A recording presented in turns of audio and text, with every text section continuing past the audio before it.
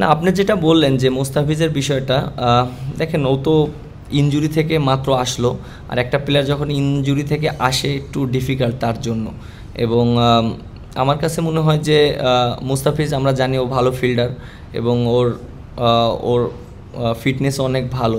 But আমার কাছে মনে হয় যে যেহেতু অনেক দিন পর ইনজুরি থেকে এসেছে, অনেক সময় খেলতে গেলে একটু কনসার্ন থাকে। বাট আমার কাছে মনে হয় যে না, ঠিক আছে, ওকে আরটু সময় দিতে হবে, সময় দিলে ও ওর জায়গায় ব্যাক করতে পারবে। 280 একটু সামান্য বেশি টার্গেট ছিল আসলে, ক্যান্ডেল উইকেট তো ব্যাটিং ফ্রেন্ডলি হয় সচরাচর, টার্গেটটা কি খুব বেশি হয়ে গিয়েছিল কিনা আমাদের জন্য? আর আমাদের অ্যাপ্রোচটা প্রথম থেকে মনে হচ্ছিল একটু তাড়াহুড়ো করছি আমরা, ব্যাপারটা কি ছিল, আপনাদের প্ল্যান কি ছিল?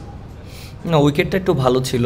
আর সত্যি কথা বলতে ওরা দুইটা ব্যাটসম্যান খুবই ভালো ব্যাটিং করেছে, আর আমরা ওদেরকে ওইরকম চাপে রাখতে পারিনি, বিশেষ করে কুশল মেন্ডি যেভাবে ব্যাটিং করেছে।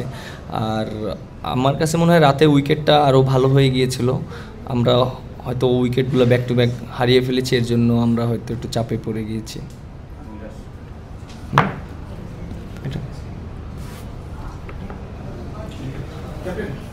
মানে আপনি যে সময় আউট হলেন কিংবা শামীম পাটোয়ারি যখন আউটটা হলেন, আপনার শটটা এমন একটা ম্যাচের সিচুয়েশন যখন রানটাও ঠিক ছিল, এই সময় এই ধরনের আর কি খেলা হয়, এই ধরনের আউটগুলোকে ক্রাইম ধরা হয় আসলে খেলা না। আপনার নিজের আউটটা আসলে আপনি কীভাবে বিশ্লেষণ করবেন, আপনার কিংবা শামীম পাটোয়ারি যেই ধরনের আউটটা হয়েছে?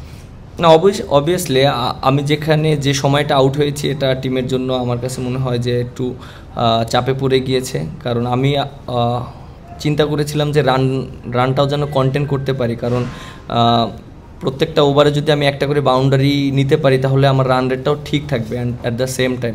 সো আমি তৌহিদ হৃদয়কে প্রেশারটা দিতে চাইনি, আমি চিন্তা করেছি যে আমি রানটা যেন কন্টেন্ট করতে পারি। সো ওইভাবে মাঝে মাঝে ক্যালকুলেটিভ রিস্কগুলো নিতে হয়, বাট আমি হয়তো প্রপার এক্সিকিউট করতে পারিনি ওইটা, কারণ আমি যদি প্রপার এক্সিকিউট করতে পারতাম হয়তো ওটা বাউন্ডারি পেতাম।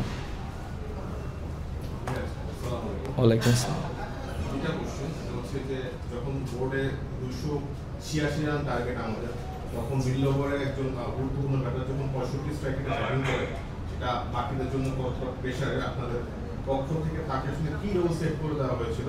তিনি গত 2 ম্যাচ ধরে এভাবে ব্যাটিং করছেন আসলে, এটা প্রথম প্রশ্ন। সেকেন্ড প্রশ্ন হচ্ছে, শামীম পাটোয়ারি গত ম্যাচে ভালো করেছেন, স্টিল তিনি আজকেও কম বেশি ভালো করেছেন, তারপরে তাকে আসলে 40 ওভারের পর বোলিং দেওয়াটা কি আমাদের বোলিং ডিপার্টমেন্টের জন্য একটু ব্যাড টাচ কিনা, যে পার্ট টাইমারকে দিয়ে আমরা 40 ওভারের পরে বোলিং করাচ্ছি? আপনার ফার্স্ট কোশ্চেনটা হলো যে ফার্স্ট কোশ্চেনটা কি একটু বলবেন? আমি ও আচ্ছা, আপনি যেটা বললেন যে ও যেভাবে ব্যাটিং করেছে, আসলে আমার কাছে যে জিনিসটা মনে হয় যে ও আরও ফাস্ট খেলতে পারতো, বাট আমরা কিন্তু ব্যাক টু ব্যাক উইকেট পড়ে গিয়েছি। ও যেভাবে খেলবে, খেলাটা যে ও একটু ফাস্ট খেলবে, তখনই কিন্তু আমাদের একটা করে উইকেট হারিয়েছে। আপনি দেখেন লাস্ট ম্যাচে যখনই ও একটু মোমেন্টাম ব্যাটিংটা করবে বা ভালো একটু রানে খেলার চেষ্টা করবে, তখনই একটা করে উইকেট পড়েছে। সো একটা ব্যাটারের জন্য অনেক ডিফিকাল্ট এরকম সিচুয়েশনে ব্যাটিং করাটা। দেখেন আজকেও যখন ও ব্যাটিং করেছিল, আমার কাছে মনে হয় যে ওর জন্য যে আমরা হেরেছি এরকম কোনো কিছু না। আর আমরা যদি একটা সাইড থেকে যদি পার্টনারশিপ করতে পারতাম, তাহলে দেখা যাক ও স্ট্রাইক রেটটা আরও ভালো করতে পারতো। সো আমার কাছে মনে হয় একটা সাইড থেকে ওইরকম আমরা কেউ ওকে সাপোর্ট দিতে পারিনি। আর সেকেন্ড কোশ্চেন হলো যেটা আপনি বললেন, এই উইকেটে স্পিনারদের বল খেলাটা একটু ডিফিকাল্ট, বলটা একটু নিচে থাকে, একটু টান করে।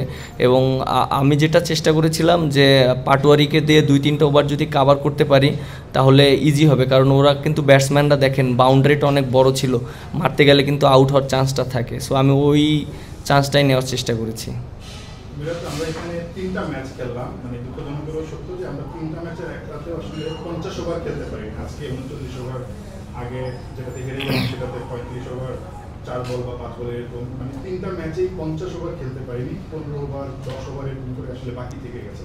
এটা একটা বড় কনসার্নের জায়গা কিনা? আর আজকের ম্যাচে মিডল ওভারে কি আসলে আমরা হেরে গেলাম কিনা, বা অন্যান্য ম্যাচও কি একই ব্যর্থতা হলো কিনা? কারণ আজকে ওরা মিডল ওভার প্রায় 172 রানের মতো করেছে, উইকেটে আমরা 127 7 উইকেটে। তো এই জায়গাটায় আসলে আমরা হেরে গেলাম কিনা?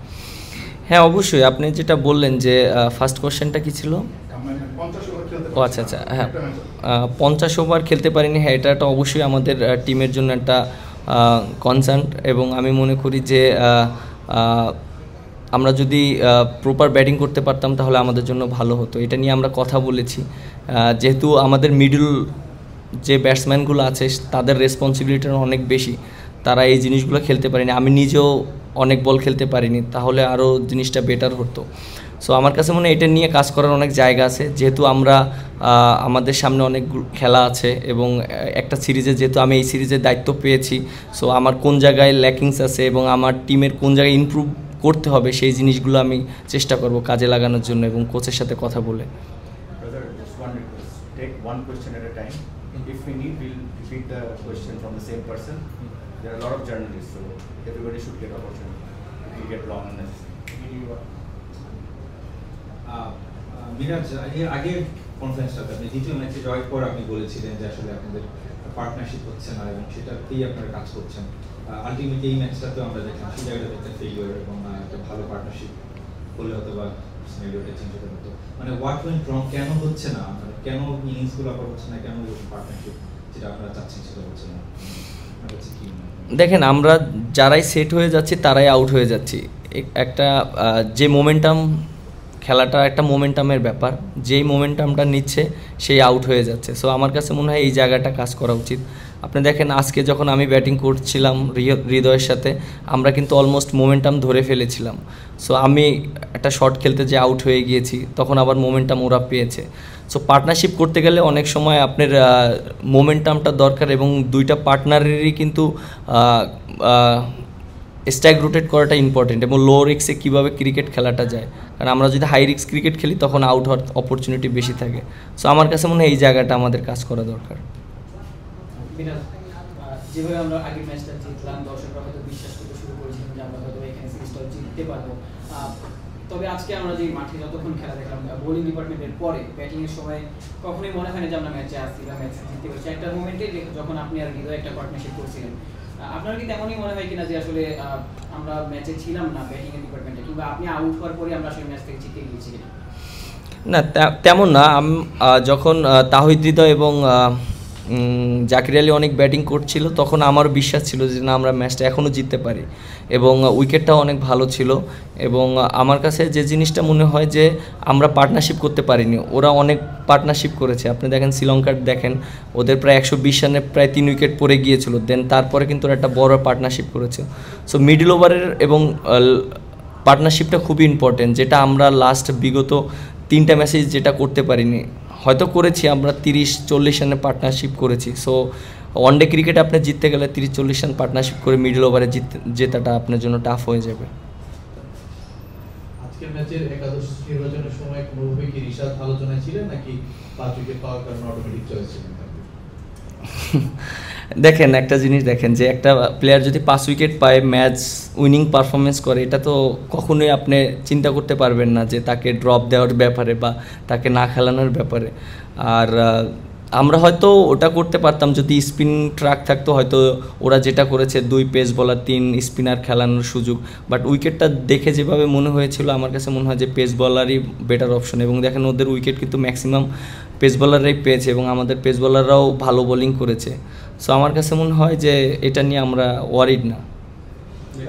আপনি বললেন যে মাঠ একটু বড়, বাউন্ডারি একটু বড় ছিল, তারপরে আপনার লফ প্লে শট পেলেন আপনি, ইমন, কিন্তু কুশল বেরিসকে দেখে কি আপনারা বুঝেন যে উনি যে বাউন্ডারি 18টা বাউন্ডারি মেরে আপনার সেঞ্চুরি প্লাস 124 রান করেছে, এখান থেকে কি আপনার কিছু নেননি?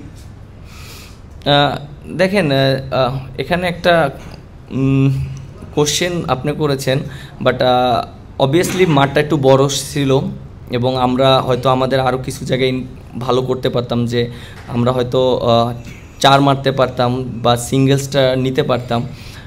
বাট যেহেতু এখানে একটা ইমোশনের কন্ট্রোলের ব্যাপার, যে যেরকম ক্রিকেট খেলতে পছন্দ করে, এখন আমি হয়তো উপরতে খেলতে পছন্দ করি, আমাদের টপ অর্ডার ব্যাটসম্যান যারা দেখেন ওরা কিন্তু রিস্ক নিয়ে খেলতে পছন্দ করে এবং বাউন্ডারি মারতে পছন্দ করে। সো ওটাকে যদি আমি সাপোর্ট না করে ওদেরকে আটকিয়ে দিই তাহলে আমাদের টিমের জন্য একটু ডিফিকাল্ট। সো আমরা প্রত্যেকটা প্লেয়ারকে তার স্ট্রেন্থে ব্যাক করার চেষ্টা করছি। হয়তো আমরা অনেক সময় সাকসেস হব, অনেক সময় ফেলিয়ার হব, বাট যার যেটা স্ট্রেন্থ সেটাই আমরা চেষ্টা করি যে ব্যাক করার জন্য।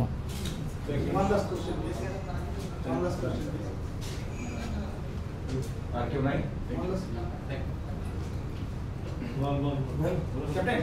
আপনি যেদিন এই সিরিজটা শুরু হয়, আপনার ক্যাপ্টেন্সির শুরুর প্রথম দিন একটা কথা বলছিলেন যে নাম্বার 4 আর 5 মানে মাহমুদুল্লাহ রিয়াদ আর মুশফিকের জায়গাটাতে আপনি অভিজ্ঞ কাউকে চান নিশ্চয়ই, আপনি আর লিটন আসলে যখন এই ওয়ানডে সিরিজে ডাকতাম তার আগে বেশ একটা ব্যাট প্যাচের মধ্যে দিয়ে যাচ্ছিল, তার কোনো পারফরমেন্স না দেখে তাকে ডাকা হয়েছে। তাকে যখন ডাকা হলো প্রথম ম্যাচে তাকে খেলানোর পর একটা ম্যাচ দেখি কেন মানে আর কি তাকে বসানোর মানে যে সিদ্ধান্তটা এটা নেওয়া হলো এটা যদি একটু বলতেন।